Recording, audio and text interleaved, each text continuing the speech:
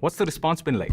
Any numbers for us? I don't know if I can share an exact number, but like way more images than I thought the internet had like appetite to do. Like the we will cross 1 billion total images in the not distant future. I can say that. Do you have a path for how jobs will evolve now that these sort of tools are here? I think it's going to be uneven and it'll be different for different kinds of jobs. There will be some jobs that totally go away, where the AI just does them end to end. Mostly, I think it'll be a case of a new tool where people are just much more productive and can do work at a higher quality. So there will still be people that are in charge of, making a website look great, but the expectations of how good a website looks just go up a lot, and we all get better stuff. In fact, maybe we get more. Maybe there's more demand for that in a world like that. That I think can cut many different ways. And then there will be totally new classes of jobs that we just haven't seen before at all. Yeah. Do you have examples so far? There are some kinds of customer support where I think an AI can just do that end to end, and that'd be in the first category. In the second, since we're on this example of graphic designers, taste still really matters. And like when we went from graphic designers had to do everything with like paper and pencil, or, pens and paper, or whatever you want to call it, to having computer tools, they were able to do more and do better, but we still needed a lot of good graphic design in the world. We can now have a new tool, but and no doubt it's going to change the workflow of a graphic designer, and some things that some people were paid for, they won't be paid for those tasks. But what it appears to me will happen is you will still need some sort of job, which is, make this website look beautiful.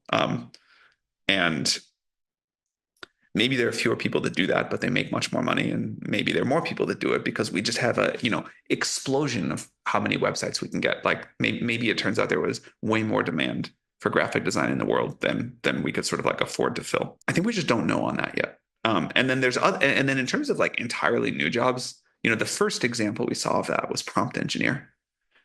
Before AI came along, there was no such thing as a prompt engineer. Not only that, it would have been hard to conceptualize that there would be such a job. There's many more, but that's the example I give as the sort of near and dear to my heart one. And it's so funny whenever some of these new jobs come in, they're always ridiculed at first, right? Like even building wrappers, and we'll come to that in a bit. But even with prompt engineer, a lot of people still don't take it seriously. Well, all you're going to do is write English. Do you have a defense for that? Do you feel there's some way to make the people who are now going to be prompt engineers feel a little more, like they're not losing status for doing it? When I was young, I knew I wanted to go study computer programming, and the adults in my life would say, "Oh, that's a hobby job. These computers aren't going to go anywhere. You need to go be a doctor or a lawyer. Like you need to get a real stable job. And this is a dangerous path to go down."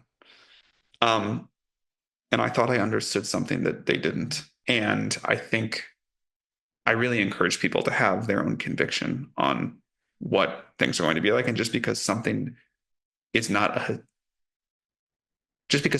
historically valuable or high status job doesn't mean it won't be in the future. This is like the way of technological progress. Do you have a view on how the internet should think about this evolving nature of art? Think what it was like to try to do what you do 30 years ago. It was impossible. Or very hard. It was very impossible, difficult. right? Yeah. I mean, you'd need like a camcorder and like VHS tapes, and then you'd have to like edit it in some complicated way. And then even if you did that, you would have to like distribute tapes because there was no internet and no YouTube, or there was internet, but it wasn't very good. And now, like anybody on earth can get a smartphone and record themselves and put it up. And if they have something interesting to say, they get it out there, and the world benefits from that. I think the democratization of creating content has been a big net win for society. It has not been a complete win. There are negative things about it for sure. And certainly it did something about the art form. But I think on the whole, it's been a win.